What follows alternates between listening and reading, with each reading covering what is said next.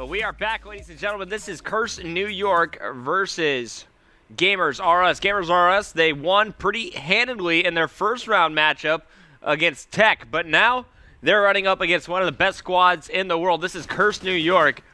All of these players from the Northeast, and you can see Burnsoff. He was the player to watch at the first round of Domination.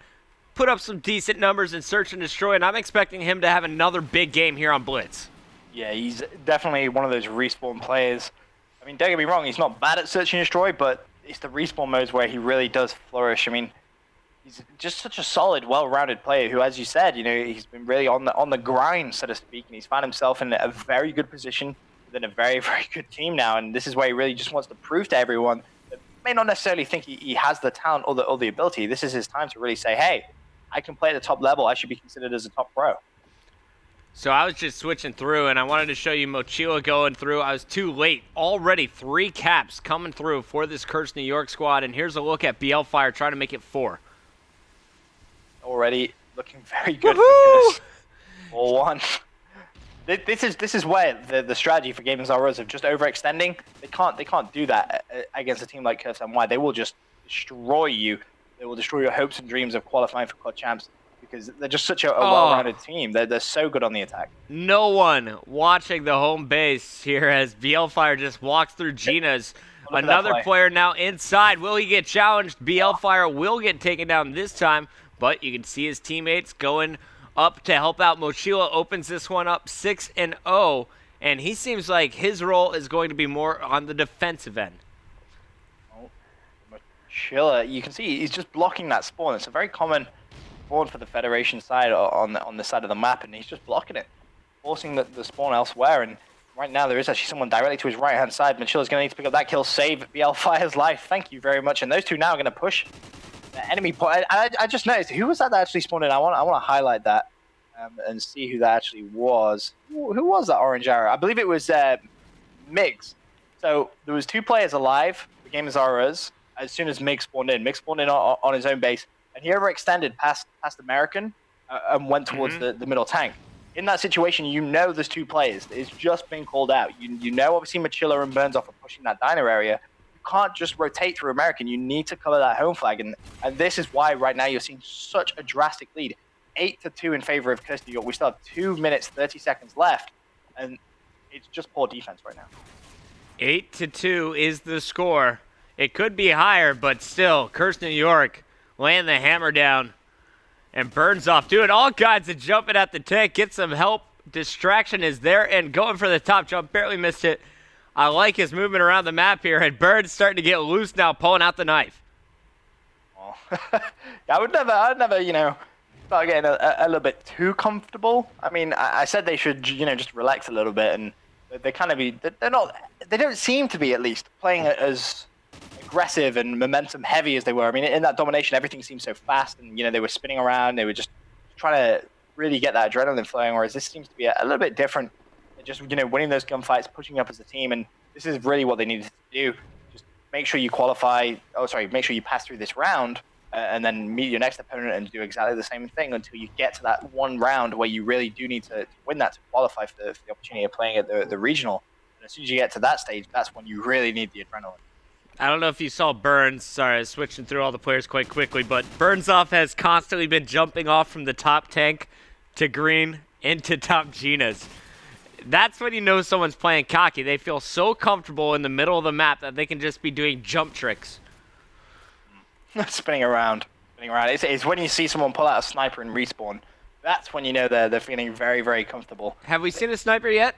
I haven't seen a sniper in Ghosts respawn. Obviously, the main sniper that anyone thinks of in competitive COD for respawn is going to be Fizzip. I remember him back at PAX Invitational, actually. That was the first time we saw it. And it was with really... the SVU, man. That was sick. It was really ironic timing as well, because me and Revan the day before actually had a discussion on stream, and I was like, yeah, sniping in respawn, I'd love to see it. And he was like, that's just never going to work. Sure enough, CTF comes up the next day, Fizzip sniping. He just made that massive trend. So many teams then started adapting and seeing if they could make it work, but no one really could do it as Fizzip did it. And I'm curious to see if Fizzip would actually be maybe try that at all on Ghost, because he tends to be the trend setter he's not afraid to try something completely different, whether it's going to work or not. He's always a player which is an experiment with things. And hey, who knows? We may see some sniping sometime today. I was watching Stryker and Grigson try to do some objective work at the end. Did not work out. 15-5. And Revan, we still have 5 more minutes of this brutal beating of Blitz. It's looking good for Curse NY. I think we can all agree. It's looking very good for them. So here we go. Round number 2, 5 more minutes on the clock. Starting this one off with Grigson. Well, Grigson, let's have a look at him. Currently 8-13. This is going to be a very tough second side pocket for them. They need to get 10 caps just to draw. Momentum is going to be down. Heads may be down as well, but they've started off relatively well. Getting the first 2 kills, but they need to keep pushing this right inside, and Grigson's doing very, very well for himself. They maybe should have just waited for a little bit of health regen. Sugo was cleaned up inside the base as well. So a strong start, though. They're still playing with a little bit of confidence. Mochila is going to be sitting middle street. Meanwhile, all the action is being taken care of by Fire. Mochila coming over to clean up the last remaining members, sneaking through. And there it goes. Just like that, Mochila, Fire clearing the way for the first few caps. That's a good start for them. They haven't conceded, but look at the orange arrows on that mini-map. Okay, they are all over the enemy base right now. They are just content on seeing that you got Mochila and Burnsoff just roaming around, and this is where they're overextending. You can't afford to do, especially when you're down 10 caps. This Cursor just going to sit there and say, okay, that's absolutely fine. As Mochila gets 2 off spawn, fantastic plays, looking for the third, and you can just see the way that gamers are they're spawning and they're running away. No one is addressing the fact that Mochila is in their just shooting them in the back. Right, every time. And I don't see how a team can kind of allow that to happen to you. I mean, Mochila is just, as you said, shooting people in the back. He's watching people spawn, running away. And you just can't do that against a good team. So, Benson, if you're a player who's trying to get better, you're too young for COD Champs qualifiers today, but you want to play next year. If this game mode stays in for the next Call of Duty, what's the most basic strategy you need to master? I would say it isn't about any individual aspect, because there's a couple of players out there that may not have the best gun skill. That's absolutely fine. It comes down to teamwork, especially if you're in a team right now old enough to compete. Well, one of the big names out there a lot of up and coming players will know about is obviously Curse Youth. They're in this exact situation where they're not old enough to be able to play.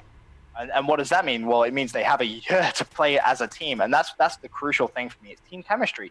If you can play with a team all year, and obviously you're going to know each other like the back of your hands, you're going to have great strategies, etc. Especially on a game type like Blitz, which is where communication is so important. I don't think enough people really realize how important communication is on Blitz.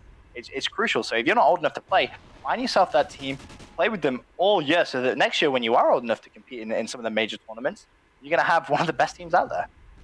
I like it. Burnsoff on your screen. One more player to beat on his way to the cap. And I think he just ran past that player, says, I don't need the kill. Here's number 23 for the scoreboard. I think they're on pace to put up 30. You reckon 30? It's aggressive, but I'm feeling it. Oh, Mochila is just slaying everything right now. 25-6. And that's kind of what happens when you have a player just roaming around the enemy spawn. I mean, he's on the flank right now. Easy 2 kills. The Burns dance, and then Mochila comes in and saves the day. I love this teamwork we're watching. That's the difference. Again, you can see that Mochila, Sugo spawned, running away from his point. It's kind of as if they're calling out one player specifically, and they're all trying to find that one player, whereas what you have to do is you have to cycle back, clear your own base. Again, Mochila kills from behind. If I'm on this game as us team, I mean, look at the minimap. Again, orange arrows spawning, pushing out of their base. You need to address the fact that Mochila is sat on your portal, shooting you from behind. I don't understand what's going on right now. I mean, if I was on this team, I would be losing my mind right now. Is this the Honey Badger he's been rocking? He's actually changed his weapon a fair couple of times. He was using the Remington. I think he may have picked up. Is it the Honey Badger he's on now? Yeah, it's a 30 bullet clip. Anyway, Fire's going through, and that is number 27. 59 seconds left on the clock. All they need is 3 more to make my prediction correct. And it looks like there was a player in the base that was Revan in position to score. He was finally cut down, but 32-7, as you talked about, for Mochila. 26-15 for Fire, who is currently on an 8-point streak, working on that specialist bonus. a huge streak from BL5. Make that 9, make that 10. 28 and 15. Machilla already dropping 30 bombs. BL5 Wow. just jumping in like it's nothing. I'm He's going to almost kill double 3 lost of it. you and go in. Just so you know. Just makes it look too easy. I think now you can just say, Gaming Zoro is just a little bit demoralized. They're not really that fussed at this point. They're just going to try and get a couple of kills on the board. Big question, can BL5 be the second player on his team to get that 30 bomb? There's no one near him whatsoever. And what's been the really standout thing for me, he does manage to get that 30 bomb, nice play from him. But the standout thing for me is every single time Gaming Zoro have overextended, they've all done it. But what's happened is they've ran into players like Revan and Burnsoff, who've been momentarily playing on the defensive side, and they've been slain down by them as well. So even that 4-man overextend hasn't worked for them. All right, so 2 matches in the books. First one, Gamers Are Us over Tech, and now Gamers Are Us taken out of the tournament by Cursed New York, a very quick 3-0. Good stuff, my friends. So, Benson, we got final boss request. We got some TVA request. Any team you want to look out for today? I definitely want to check out Final Boss. I mean, they're a team which a lot of people are rooting for. I know a couple of people from the Halo community that are watching them. They really want to see them on stream today. I definitely want to keep my eye out for Denial as well. Obviously, first seed. Make sure they don't have any slip-ups. Should be a relatively simple road for them as well. Cursed New York looking very strong off the bat. Not gonna lie, players like Machilla, Revan, Burnsoff, all heating up right now. Yeah. BL5, just what a performance from him. Yeah, I just looked over again. And I was like, oh, BL5, 30, 16, and 10. Not a bad game. It's pretty solid stuff. Standard game for him, I'm sure. All right, well, all the big name teams are in it so far. We will keep you up to date with any upsets that are going down in the bracket. In the meantime, we're going to take a quick commercial break, find out who our next match will be, and hopefully get into game number 1 of that match right here on the U.S. Preliminary Qualifier number 2 broadcast. It's Puckett and Benson bringing you all the action live on MLG.TV.